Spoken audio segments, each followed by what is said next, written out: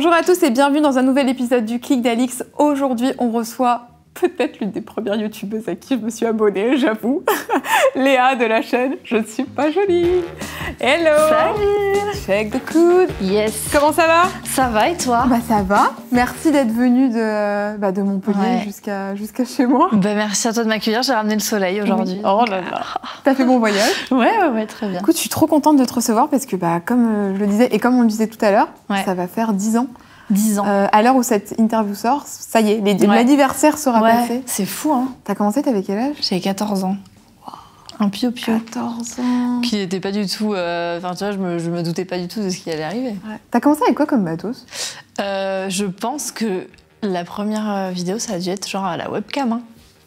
C'était quoi? Est-ce qu'elle est encore sur ta chaîne, la première? Non, je suis dégoûtée. Je sais pas ce qui m'a pris un jour, j'ai supprimé les toutes premières. Ah, t'as pas archivé, t'as supprimé? Ouais. Oh non, c'est trop dommage. Ouais, c'est trop dommage. Je saurais même pas te dire ce que j'ai... Je me souviens de vidéos que j'avais tournées genre dans ma salle de bain d'ado et tout, mais impossible de savoir... je faisais des tags à l'ancienne, des trucs comme ça, tu vois. Ouais. Mais non, j'ai pas retrouvé. Je suis un peu... Ouais, c'est dommage. Et du coup, c'est quoi la première vidéo qui reste sur ta chaîne? Je crois que la première vidéo, il me semble que c'est une vidéo où je parle de vernis au PI, un truc comme ça. Genre, le début du YouTube Game, vraiment. Et ce qui est trop cool, c'est que comme t'as commencé hyper tôt, en fait, t'as professionnalisé direct. Bah en fait, moi j'avais ma mère qui déjà était hyper à mes côtés très vite en fait, et elle a structuré mes activités hyper tôt.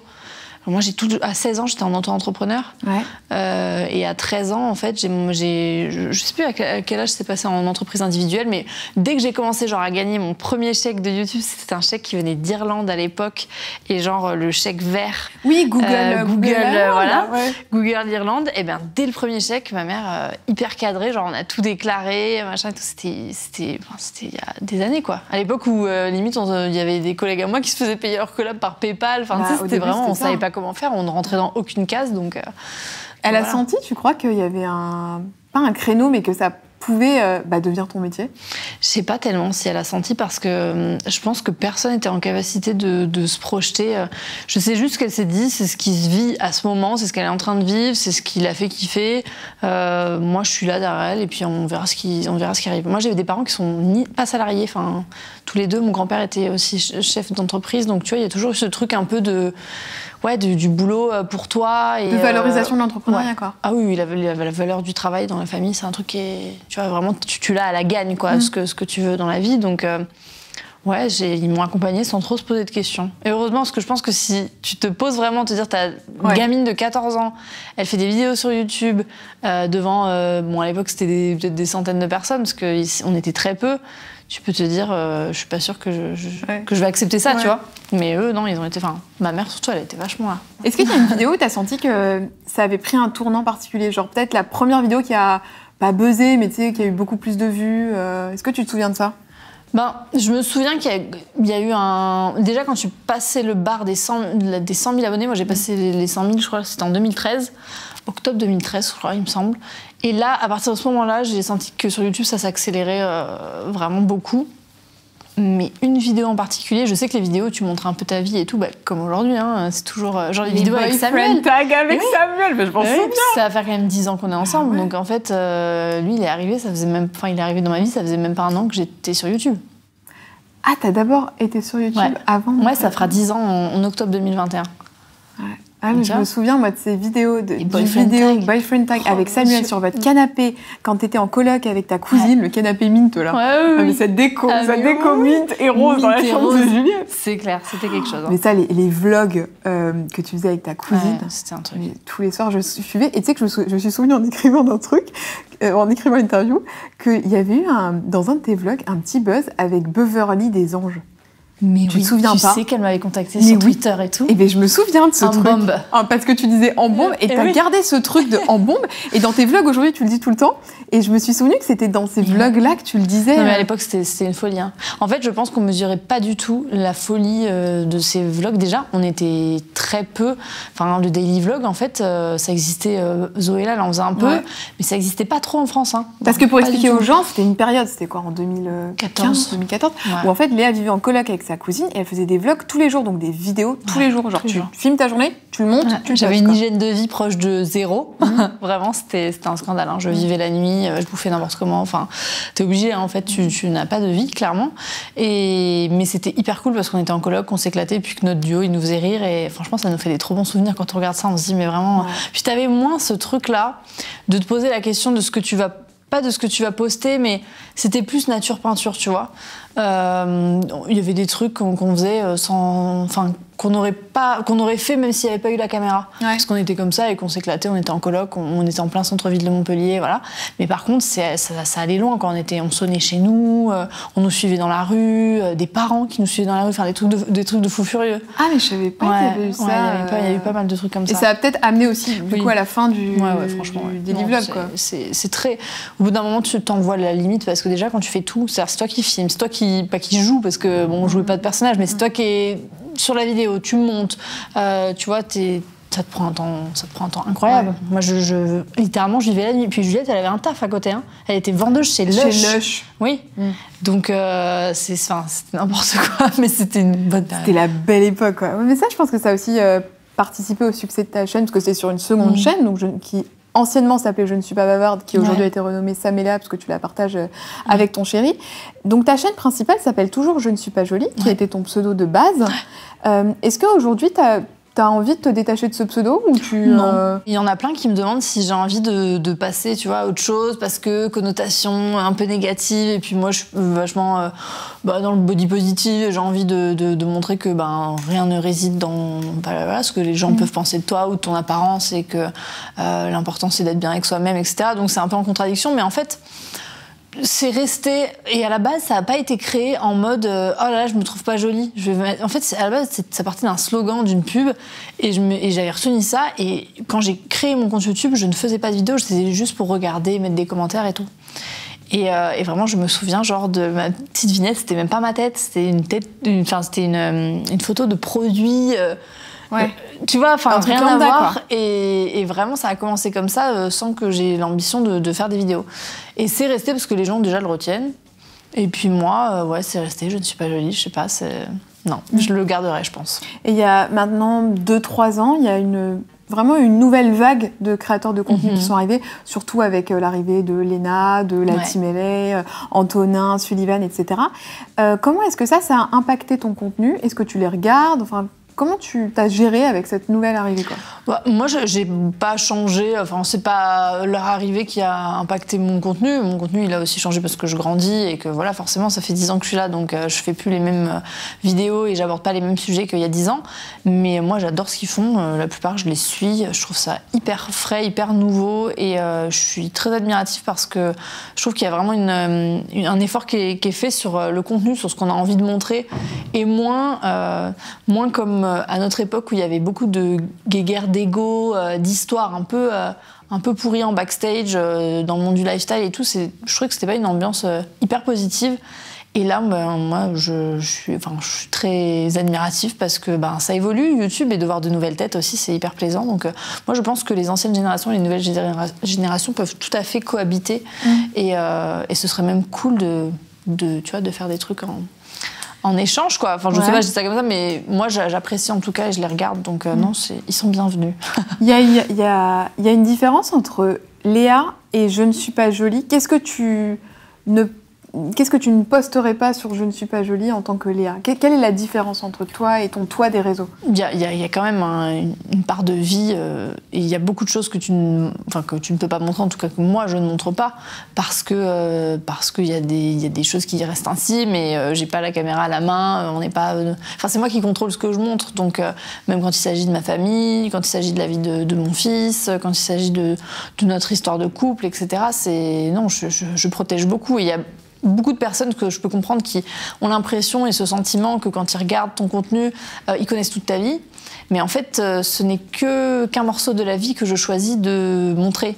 Et pour moi, non, c'est hyper important voilà, de me mettre mes limites. Mais encore une fois, c'est très subjectif parce qu'un créateur va mettre la limite là où l'autre trouve que c'est déjà trop. Et tu vois, moi, je le fais au feeling comme j'ai toujours fait. J'ai pas été parfaite. Il y a des trucs que j'ai montrés que peut-être maintenant je montrerai pas.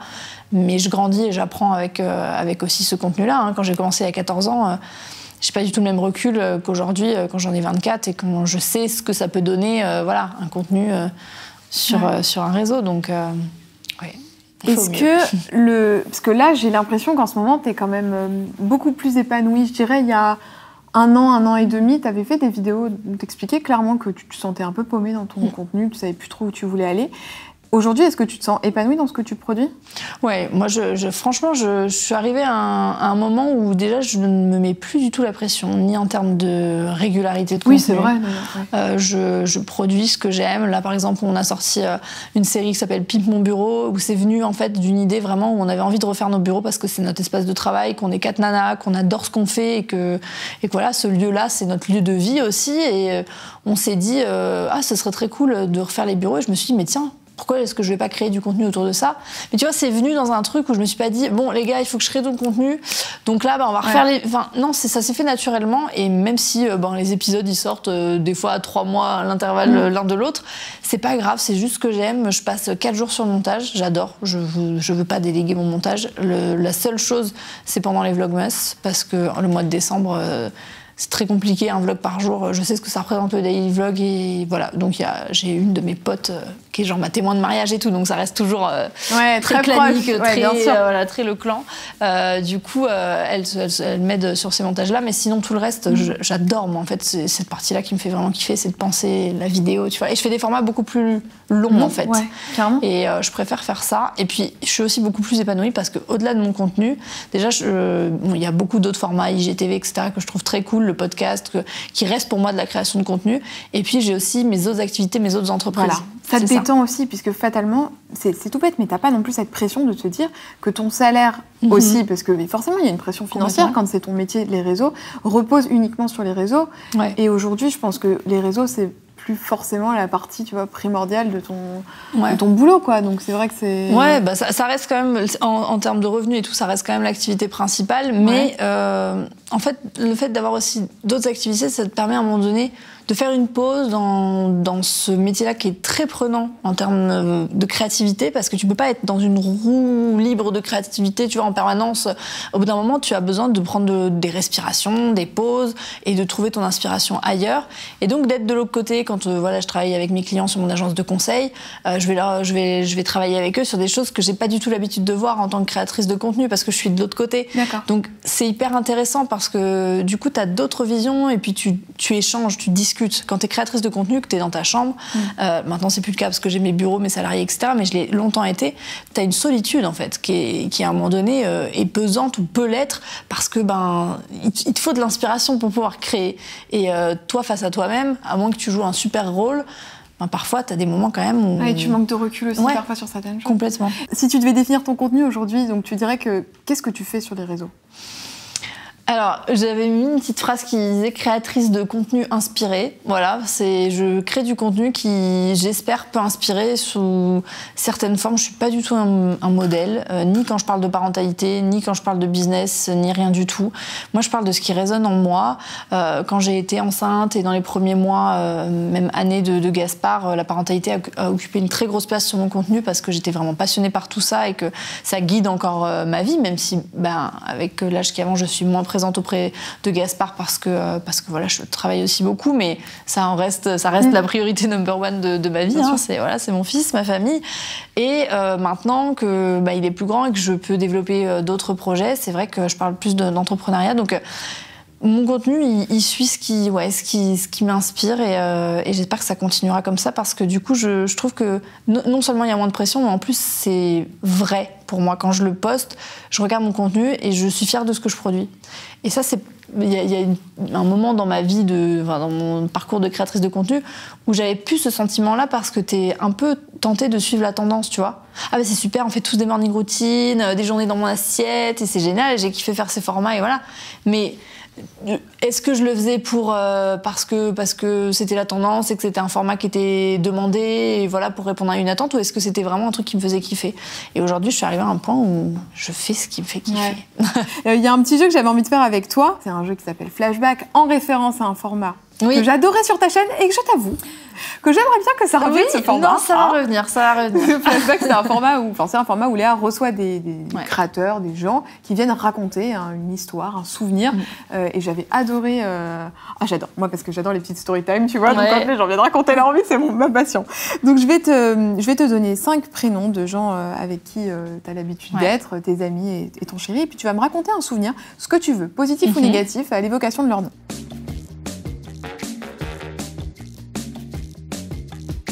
Donc, Auria. Oh, tellement de souvenirs. Auria, le truc, c'est qu'à partir du moment où on est ensemble, il se passe toujours des trucs de fou. Mais c'était cet été, je sais plus. On est partis en vacances, je peux te parler de ça. La dernière fois, on est partis en vacances, il s'est passé un truc hyper bizarre. On est arrivé dans une maison, je suis certaine qu'elle a été possédée, cette maison. Ah, sympa, ça. Vraiment. Genre, on était avec Alex, donc Alexandre, Auria, Samuel, mon mari et mon fils. Écoute, on devait rester 1 semaine, on est resté 3 jours. Il se passait des trucs hyper bizarres. Déjà, mon fils, qui ne pleure jamais, hurlait, mais vraiment, genre, sans raison, la nuit, il se réveillait en cauchemardant, et des trucs... Et puis, il y avait des trucs hyper bizarres, genre un chien, un soir, qui arrive, qui se pose dans la maison et qui aboie en nous regardant comme ça. Mais des trucs de fou. Et une ambiance pesante, tu vois, on se sentait oppressé. Moi, j'avais des plaques rouges sur le corps, enfin, des trucs de fou. Et on se sentait mal. Et à un moment donné, on se regarde et on se dit tous... mais je crois que là, on le sent pas. Et en fait, on n'osait pas tous se le dire, en mode, peut-être que je psychote un peu. Mais non, tout le monde ressentait ça. Et du coup, on a pris nos clics et nos claques et on est partis, on a écourté nos vacances. Parce qu'il y a eu un truc sur ça, je me souviens sur les réseaux, il y a des gens qui pensaient que vous étiez disputés. Oui, c'est vrai. Non, en fait, pas du tout, on s'est pas du tout disputé, juste vraiment, on a vraiment flippé. C'était très bizarre ce qui s'est passé dans cette maison, c'était incompréhensible. Et à l'instant où on est revenu, mais même Auria, qui, je crois, n'avait jamais vu Gaspard, ou alors elle l'avait vu, mais tout bébé. Et je lui disais, franchement, c'est fou parce qu'on passe ce séjour, il est pas bien du tout, et normalement, il est vraiment pas du tout comme ça. Et à l'instant où on rentre à la maison, ils sont restés genre 1 nuit supplémentaire, tu vois. Et elle me dit, ah ouais, c'est fou. Genre vraiment, changement total d'attitude. Alors que Gaspard, il a toujours eu l'habitude de bouger partout, c'est pas le fait de bouger qui... Et même nous, quoi, hyper chelou. Donc tout le temps, il se passe des trucs comme ça avec Auria. C'est bien bizarre, quoi. Ta cousine Juliette. Juliette, je pense que les souvenirs... je pense que la période vlog, ça a été vraiment l'époque où Juliette et moi, déjà, on s'est découvert. Il faut savoir que Juliette, donc on se connaît depuis toujours, puisqu'on est cousines, mais on n'a pas du tout été proches pendant des années et des années. Pourtant, aujourd'hui, on est comme des sœurs. On s'est vraiment découvert au moment où on s'est installé en coloc. C'est-à-dire que c'était quand même hyper risqué quand tu penses. Mais oui, parce qu'elle est venue en juin de l'année de mon bac, en mode elle en pouvait plus de son taf, machin. Je lui ai dit lance-toi sur YouTube. En plus, voilà, j'adorais la vibes et tout, le côté peps. Donc je l'ai aidée à se lancer sur YouTube. Je lui ai dit viens, lâche ton boulot, viens vivre ici, on prend une coloc ensemble. Elle a tout lâché. Son taf, son appart, tout. Elle a débarqué à Montpellier. Elle s'est lancée sur YouTube. Elle a repris un taf du coup chez Lush en tant que dans la vente. Et on s'est lancé à faire des vidéos ensemble et sa chaîne, etc. Ouais, et puis elle a pu quitter son taf assez vite aussi, parce que ça a vite marché pour elle. Oui, non mais vraiment, c'était... Et donc, cette rencontre à la fois par le boulot et à la fois par le côté perso, tu vois, parce qu'on était cousines, mais finalement, on n'était pas si proches. Et là, maintenant, on est comme des sœurs. Donc, oui, c'est ce que j'allais dire. Il y a vraiment, on sent qu'il y a une vraie relation entre vous. On est hyper proches. Même maintenant, on habite tout à côté. Enfin, vraiment, on se voit au boulot et tout, mais on est super proches. Donc, Et ton chéri Samuel? Voilà. beaucoup de souvenirs. Mais un petit souvenir par rapport à ce que je fais à mon boulot et tout. Samuel, déjà, il a souvent été un peu, pas à l'écart, mais... Quand il était en études de médecine, etc., lui, les réseaux, il comprenait pas très bien ce que c'était. Et je me souviens du jour où j'ai dû lui annoncer que je faisais des vidéos sur YouTube. Et Ah, il le savait. Non, parce qu'en gros, on s'est mis ensemble, on était en seconde, en octobre de mon année de seconde. Moi, j'avais commencé les vidéos l'année précédente. Quand tu viens t'as 14 ans, tu te mets en couple avec ton chéri, voilà. C'est pas la honte, mais moi j'avais pas du tout honte de ce que je faisais, mais tu vois, c'était pas commun du tout. C'était pas comme aujourd'hui, influenceur, tout le monde sait ce que c'est, créateur de contenu, bon. Et en fait, un de mes meilleurs potes, qui d'ailleurs nous a un peu mis ensemble, c'était un des seuls au courant voilà, qui pouvait être dans son entourage, en fait. D'accord. Et à un moment donné, je lui dis, franchement, j'ai un truc à te dire, mais je sais pas comment te le dire. Puis impossible de savoir comment aborder le truc, tu vois. Et mon pote, j'y pense encore, Stanislas, si tu regardes cette vidéo, mais délicat, Stan. Non, mais ouais, vraiment. Et genre, il lui a fait miroiter que je faisais des vidéos sur le net. Mais tu vois, quand tu tiens un mec de 15 piges, ouais, bah elle fait des vidéos sur le net. Léa XX ouais, du Sud. C'est ça. Et genre, il était là, comment ça, elle fait des vidéos sur le net, mais c'est-à-dire, mais dans quel contexte? Et limite, tu vois, il en a fait un truc hyper gros, genre, il avait laissé durer le truc. Et en fait, quand mon mec, il a vu que je me mettais du fard à paupières et que je faisais mes vidéos dans ma chambre, il s'est dit, ah bah ça va, c'est bon, tu peux continuer, ma grande. Non, mais enfin, de toute façon, j'attendais pas du tout son approbation ou quoi que ce soit. Il a été hyper tolérant avec tout ce que je faisais. Il a été très soutenant toute notre vie, hein. Mais ouais, la façon dont ça lui a été apporté, c'était assez drôle. Puis aujourd'hui, vous êtes mariés, vous avez un petit garçon. Oui. Et t'as un truc, une expérience encore particulière, c'est que t'as quand même vécu aussi ta grossesse sur les réseaux sociaux, via les réseaux sociaux. Je pense que c'est pas évident quand t'es créatrice de contenu, parce que déjà on le voit quand t'es pas créatrice, souvent les femmes mettent un petit peu de temps à l'annoncer, parce que y a des risques de l'annoncer trop tôt, si jamais ça se passe mal et tout, donc c'est une grosse pression aussi sur les réseaux, parce que si ça se passe mal, tu dois gérer et ta peine, et la peine de tes abonnés, ou même les messages gentils, mais je pense que dans ces cas-là, même des messages où t'as envie d'avoir 0 message, quoi. Est-ce que t'as envisagé à un moment donné de pas le dire sur les réseaux sociaux? Pas le dire, non. Non, parce que déjà, c'est super compliqué, hein. Enfin, moi, clairement, à la fin, je n'aurais pas du tout pu le cacher. Et puis, parce que c'est un truc que j'avais aussi envie de partager. Tu vois, quand ça fait des années que tu es sur les réseaux aussi, que tu partages... forcément, je partageais mon mariage, bon, voilà, j'ai pas non plus... j'ai pas embarqué ma caméra le jour de mon accouchement. Il y a certaines qui le font, moi, c'était pas trop mon truc. Mais c'est marrant, parce qu'il y a quelques jours, je regardais ma vidéo, genre du 2e trimestre et tout. Je me disais, je suis contente d'avoir... ces ressentis-là, c'est un peu un carnet de bord aussi, même des vlogs et tout, quand je me vois enceinte. Ouais, c'est quand même plaisant d'avoir ces souvenirs et d'avoir choisi aussi ce que j'ai pu partager, mais non, je ne l'ai pas regretté. La parentalité, c'est quand même un sujet qui est assez clivant sur les réseaux sociaux. Est-ce que toi, tu ressens ça? Et est-ce que tu saurais expliquer pourquoi c'est parfois difficile de communiquer autour de la parentalité? Ouais, c'est très difficile parce qu'en fait, je pense que ça fait appel à des choses en toi qui... parfois, tu vois, quand je vais dire moi je fais comme ça, l'autre a facilement la possibilité de l'entendre en mode moi je fais pas comme ça donc je fais pas bien. D'accord. Alors que moi ça n'a jamais été ma volonté, vraiment. Moi j'ai toujours partagé. Et puis c'est surtout que t'as tellement de courants d'éducation différents, de ressentis, de vécu, d'a priori. C'est quelque chose, à partir du moment où tu es enceinte, que tu sois créateur de contenu ou pas, exposé ou pas, où tout le monde se permet de te faire des remarques sur tout, n'importe quoi, n'importe quand. Vraiment, hein, même l'entourage familial, que ce soit même des personnes dans la rue, des trucs, c'est fou, quoi. C'est-à-dire que c'est vraiment une période qui est assez incroyable, et encore plus parce que je pense qu'on est des femmes, et c'est assez affligeant, mais il y a des choses qui sont permises. Enfin, moi, on m'a déjà touché le ventre dans le tramway, tu vois, mais des trucs improbables, quoi, de gens que tu connais pas. Voilà, bon, il y a aussi... beaucoup de personnes qui font pas du tout ça avec malveillance, hein, mais c'est admis, tu vois, d'avoir ce côté-là où je donne mon avis sur tout, et moi j'ai fait comme ça, et moi j'ai eu 4 enfants, et moi machin. Bon, et du coup c'est délicat d'aborder ces sujets parce que quand tu veux les aborder sans que ça fasse ce côté-là de la tante Martine du fond de la table le dimanche qui donne son avis et qui voilà.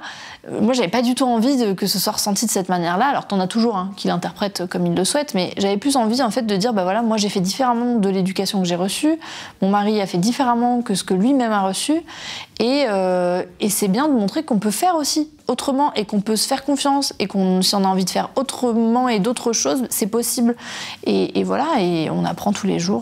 Voilà, on n'est pas des parents parfaits, mais je suis contente de l'avoir fait parce que j'ai certains retours qui sont hyper précieux de personnes qui se sont retrouvées en fait dans une forme de maternité, de parentalité qu'ils n'espéraient pas. En me disant, je savais pas que c'était possible de faire autrement ce que j'ai reçu comme éducation. Et je trouve ça génial parce que moi, l'idée, c'est pas du tout de montrer un modèle. Je suis pas du tout un modèle, loin de là. Mais par contre, je trouve ça intéressant de dire, tu as la possibilité de faire comme toi tu l'entends, en fait. Écoutez-vous. Et alors, comment toi, tu as fait pour justement ne pas reproduire certaines choses de ton éducation, enfin de l'éducation que tu as reçue? Est-ce que tu t'es appuyé sur des ressources? Comment tu fais pour construire une éducation différente de celle que tu as reçue et pas faire du mimétisme?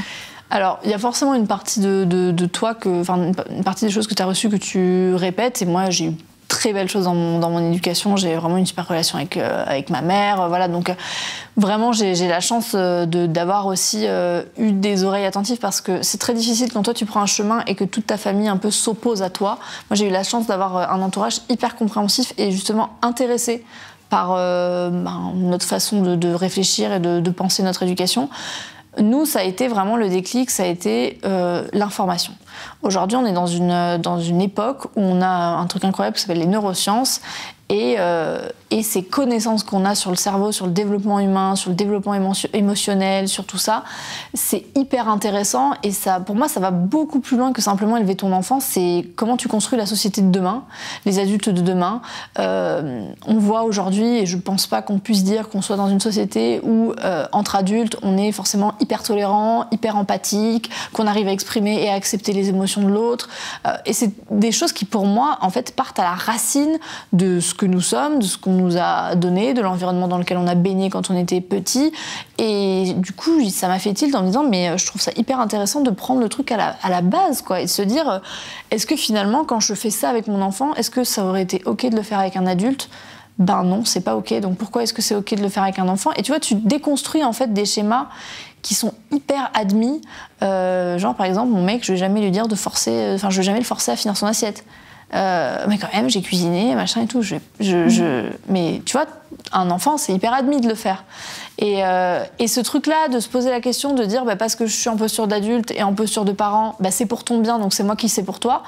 En fait, ça te fait carrément faire un chemin même de développement personnel sur comment ton enfant peut aussi t'apporter. Et moi, quand je suis devenue maman, je me suis rendu compte que non seulement, bien sûr, t'apportes à ton enfant, tu restes une figure, tu es son monde, hein, surtout quand ils sont tout petits, mais tu as aussi une part de transmission qui, moi, à un moment donné, quand je voyais mon gamin qui était à côté de moi et quand je lui disais, allez, on va au parc, et que tu sais, à chaque fois qu'il s'arrête, ramasser un caillou, une pomme de pin, t'es là, allez, mais on y va, allez, viens.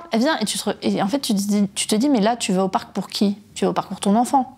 Mais en fait, le chemin pour aller de ta maison jusqu'au parc, il est tout aussi intéressant pour lui que d'aller sur ce toboggan au parc. Et en fait, je trouve que les enfants sont d'une grande sagesse et tu vois dans des petites choses je vais m'émerveiller à toucher la pomme de pin, à m'arrêter, à entendre un chien qui aboie, à vivre dans l'instant, que adulte tu oublies ce genre de choses. Et moi je suis persuadée que tout ce chemin-là que tu fais en tant que parent et de petites choses que tu réalises, que tu n'appliques plus dans ta vie de tous les jours, ça peut un peu te reconnecter.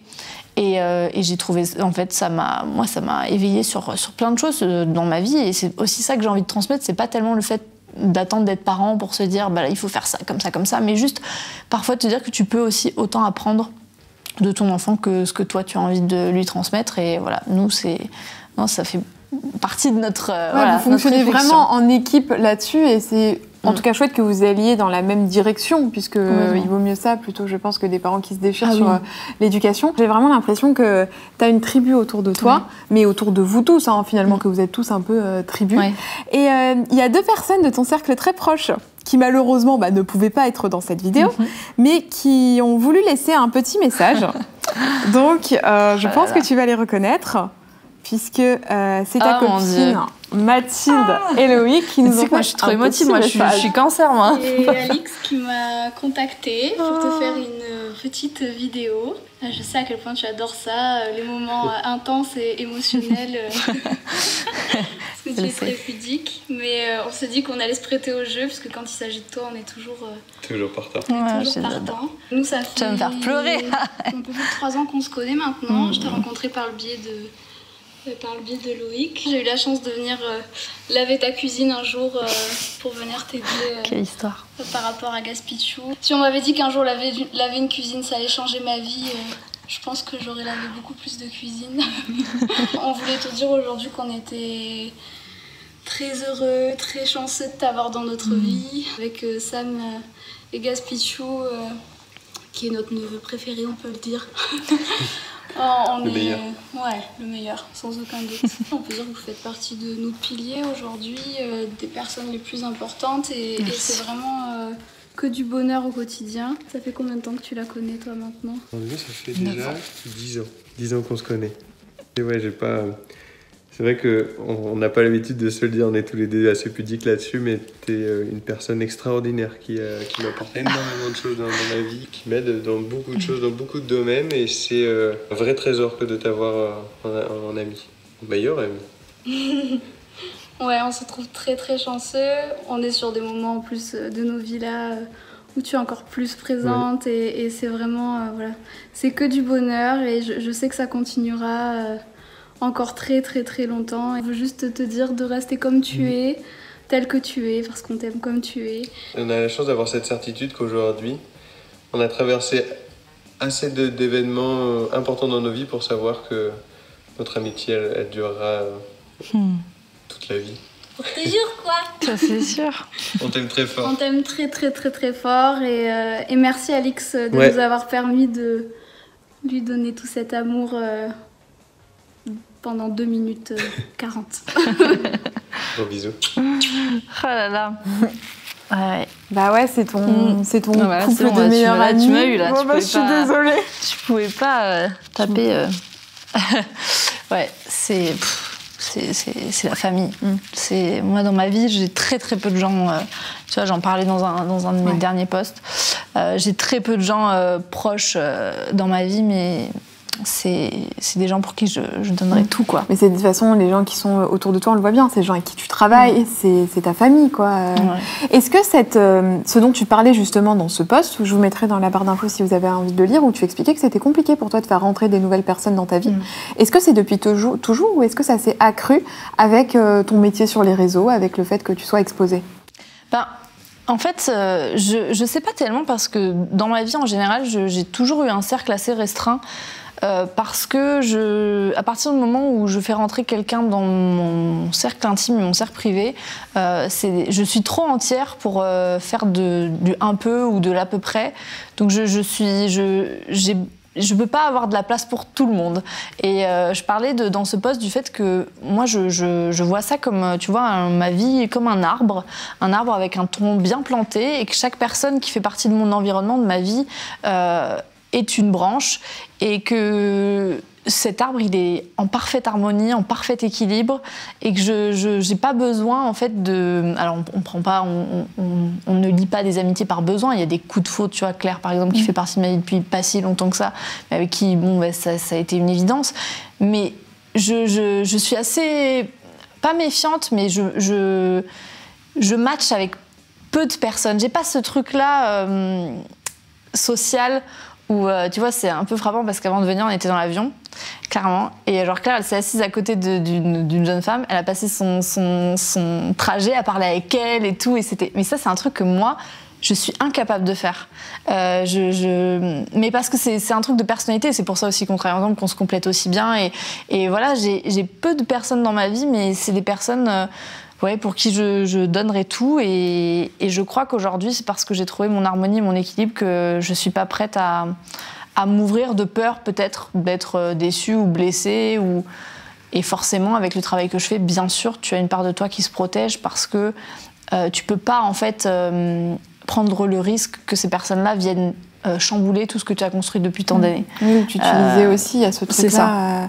Tu as fondé avec Claire, dont tu parlais juste avant, une entreprise de conseil qui s'appelle Basic Conseil. J'ai regardé un peu sur les réseaux et il y a plein de questions, parce que j'ai l'impression que les gens ne comprennent pas vraiment ce que vous faites. Quelles sont vos missions? C'est-à-dire que moi, je suis un client. Qu'est-ce que vous allez m'apporter? Alors, on a... en fait, c'est parti d'une demande. Déjà, cette société, elle s'est créée parce que... un jour, on allait chez notre coiffeur. Tu vois, donc on était vraiment cliente lambda. Et dans la conversation, ils nous ont parlé de leur communication et tout. Et puis, ils nous ont posé ils nous ont demandé des conseils. Et ils nous ont demandé, est-ce que, genre, vous pouvez... pour eux, on le faisait déjà, tu vois, de faire des missions comme ça pour les conseiller. Et puis, en fait, ça a mûri dans notre tête. Et on s'est dit, mais tiens, mais c'est vrai que souvent, on est très sollicité pour ça et passer de l'autre côté aussi, c'est assez intéressant. Ouais, en gros, ça s'est monté comme ça avec un premier client, puis un deuxième, puis en fait, on s'est dit, nous, ce qui nous plaît, c'est pas faire de l'opérationnel, donc on n'est pas une agence de communication, on va pas gérer les réseaux sociaux d'une marque, ou on le fait vraiment à titre très exceptionnel, voilà, pour des cas bien précis. Mais sinon, nous, les clients arrivent avec une problématique. Par exemple, bah voilà, je marche super bien, mais quand mes clients regardent mes réseaux, ils me reconnaissent pas, ou c'est pas en harmonie, ou j'ai aucune vitrine web, je sais pas par quoi me lancer, ou un lancement de marque, quels sont les réseaux sociaux, tu vois, à privilégier. Bref, ils arrivent avec une problématique et nous, on est vraiment là pour les accompagner de A à Z dans toute cette démarche-là. On est vraiment là en tant qu'accompagnateur, on fait des points toutes les semaines, tous les mois, vraiment pour être sûr que leur objectif est toujours voilà, dans leur tête et que au fur et à mesure de ce qu'ils mettent en place, voilà, ça tient la route. En fait, par exemple, tu peux dire, bon bah là, il faudrait que vous recrutiez un webmaster pour refaire votre site, ils vont recruter le webmaster, ça va avancer, et puis bon bah là, peut-être que vous pouvez faire une campagne des influenceurs. Eux, de leur côté, ils gèrent de trouver des influenceurs. Ouais. Ok, comme alors, c'est ça. Souvent, comme on a des clients, tu vois, qui sont assez jeunes. On n'a pas beaucoup de clients parce que c'est une activité qui vraiment est à côté de déjà tout ce qu'on fait, donc on est déjà bien occupé. Mais on les sélectionne particulièrement pour les profils qui vraiment nous intéressent. Et la plupart du temps, voilà, on fait aussi beaucoup d'éducation, de pédagogie autour des réseaux sociaux parce que c'est quelque chose. On sait aujourd'hui qu'il faut y être. Il y a beaucoup de personnes qui ne savent pas par où commencer. Et donc voilà, et c'est hyper intéressant. Et on est très content aussi d'avoir ce côté-là. Ouais. Donc en fait, dans tes bureaux, vous gérez Je ne suis pas jolie, l'entreprise, donc les réseaux sociaux, etc. Basique et Cracotte. Ouais. Ok. Il y a combien de personnes qui bossent avec toi ? On est 4. Est-ce que tu peux me dire quels sont les rôles de chaque personne qui bosse avec toi ? Ouais. Alors bon, moi je suis multitâche, quoi. Multitâche, hein. Enfin, je suis chef d'entreprise de Cracotte et de Je ne suis pas jolie, associée à 50% donc sur Basique Conseil. Okay. Ensuite, on a donc Juliette qui travaille sur Cracotte et Je ne suis pas jolie, qui s'occupe de toute la partie administrative, gestion, elle est assistante de direction. Ouais. Donc vraiment, préparer les dossiers pour la compta, les factures. Sur Cracotte, elle est plus du côté fournisseur, commandes, etc., okay. SAV, etc. Claire, elle s'occupe, donc elle est à 50% associée avec moi donc sur Basique, et à côté, elle est en plein temps sur Je ne suis pas jolie en tant que chargée de communication. D'accord. Donc c'est elle qui fait le lien entre mon agence, parce que là c'est les 4 personnes, je te parle de mon équipe salariée, oui, okay. Parce qu'il y a d'autres personnes qui travaillent avec moi, mais qui sont voilà mon agence, mes agents, tout ça qui sont à l'extérieur. Claire, elle va vraiment faire le lien entre mon agence et moi, les mails que je peux recevoir, les propositions, les relations presse, les sollicitations, voilà, tu vois, je suis beaucoup démarchée pour contactée pour des trucs journalistiques, des podcasts, voilà, c'est elle qui va faire le tri, qui va organiser quand j'ai des shootings photos, tu vois, même un peu de direction artistique, etc. C'est mon petit couteau suisse, okay. Voilà, dans Je ne suis pas jolie. Et puis aussi, elle a un regard qui est hyper intéressant sur plein de choses. Donc c'est vrai que pour Cracotte, elle nous aide aussi beaucoup parce qu'en fait, on peut pas fonctionner, on n'est pas comme une énorme entreprise avec 150 salariés où chacun a une tâche bien définie, oui. Tu pointes. Non, on est un peu en esprit start-up, c'est très familial. Tu regardes nos vlogs, des fois on vient, on est en pyjama. Enfin voilà, on est très comme ça, mais ça n'empêche pas qu'on sait être sérieux sans se prendre au sérieux. Oui. Et voilà, donc Claire, elle s'occupe de vraiment toute cette partie-là. Et ensuite, on a Eve qui nous a rejoint en stage l'année dernière et qui maintenant est en alternance pour 1 an, et à mon avis 2, sur toute la partie communication de Cracotte. Donc c'est elle qui gère toute la partie réseaux sociaux, alors avec moi parce qu'évidemment elle est en alternance, donc c'est normal, elle est encore en formation, mais toute la partie communication, développement, direction des shootings du côté artistique, etc. Voilà pour les personnes qui sont en interne. Et après, forcément, on a des prestataires, tu vois, un photographe mon agence, voilà. Mais voilà un petit peu parce que quelle est la différence entre ce que fait Claire pour les partenariats, etc., et ce que fait ton agence ? Alors, mon agence, donc moi je suis dans une agence depuis maintenant des années, j'ai 2 personnes qui s'occupent de moi, donc Clémentine et Marguerite. Clémentine, elle va être plus du côté client, donc c'est elle quand elle reçoit un brief, voilà, qui va vraiment faire de la négo client, donc elle va en fonction du budget, en fonction de ce qu'ils ont envie de mettre en avant, en fonction de mon profil aussi, elle sait ça fait tellement de temps maintenant qu'on travaille ensemble qu'elle sait comment je fonctionne. Marguerite, elle va être plus de mon côté, donc elle va plus être auprès de Claire à prendre un petit peu la température sur où est-ce qu'on en est, des livrables, des trucs. Bon, même si on travaille vraiment toutes les trois, là, je te fais grossièrement, voilà. Et Claire. En fait, la différence, c'est que Marguerite et Clémentine, elles vont vraiment pouvoir gérer la partie contractuelle, juridique, négociation, etc. Claire, elle s'occupe pas du tout de ça pour moi. C'est vraiment, tu vois, ça va être, par exemple, pour une OP, on va avoir un brief assez vaste. On va réfléchir ensemble sur les idées, sur ce qu'on va pouvoir faire, sur la création de contenu, sur... ça va plus être toute cette partie-là de mise en place. Sur la forme, quoi, en fait. Claire, en fait, c'est ma sauveuse de charge mentale, tu vois. Tout ce qui m'empêche et qui me prend du temps sur ma création de contenu et ma créativité, c'est Claire qui va le gérer. Elle va être en lien aussi avec beaucoup de personnes parce que moi, je suis pas très forte pour ça. J'aime pas trop ça, tu vois, le téléphone, prendre les gens au téléphone et tout, c'est pas trop mon truc. Donc, ça m'arrive de le faire quand il faut, mais voilà, Claire, elle fait très bien ce tampon-là, en fait, entre l'extérieur, tu sais, et moi, même si, voilà, c'est vrai que, bon, on est un peu toutes, comme je te disais, couteau suisse, mais en gros, c'est ça la différence. D'accord. Il y a énormément de monde. C'est vrai que je pense que les gens ne se doutent pas forcément de tout ce que ça implique aujourd'hui à ton degré d'influence, en fait, notamment pour Je ne suis pas jolie, tout ce que ça implique, parce qu'il y a aussi là le podcast dont on n'a pas parlé, mais qui s'est lancé là début décembre, où c'est une plateforme qui te permet... d'ailleurs, ça te permet quoi, à la différence de YouTube ? Le podcast, c'est vraiment un format qui a été coup de cœur pour moi. J'ai découvert ça il n'y a pas si longtemps. Et tu vois, encore dans l'avion, j'écoute un épisode. C'est le format, pour moi, qui s'adapte le mieux à une vie d'actif, en fait. Déjà, c'est hyper intime, l'audio, quand c'est bien réalisé, bien produit, que tu as un son clair et que c'est agréable d'entendre les voix, d'entendre les histoires. Je trouve ça très intime. C'est un format qui s'écoute dans les transports, entre deux trucs. Moi, quand j'étais plus à la maison avec Gaspard, etc., t'as ton bébé en portage, t'es en train de plier du linge, et moi, j'ai parfois un podcast dans les oreilles. Enfin, tu vois, c'est vraiment... J'aime beaucoup ce format-là, et c'est peut-être des sujets que tu peux approfondir. La vidéo, aujourd'hui, sur YouTube, on est un peu en mode zapping, donc tu as envie que ce soit très monté, qu'il y ait vraiment un fil conducteur, que ce soit une histoire un peu pitchée sur quelques minutes. Le podcast, tu vas voir, moi, j'écoute un podcast d'1 heure. J'adore. Tu rentres vraiment, tu as le temps de vraiment faire connaissance avec la personne qui fait partie de ta vie pendant 1 heure.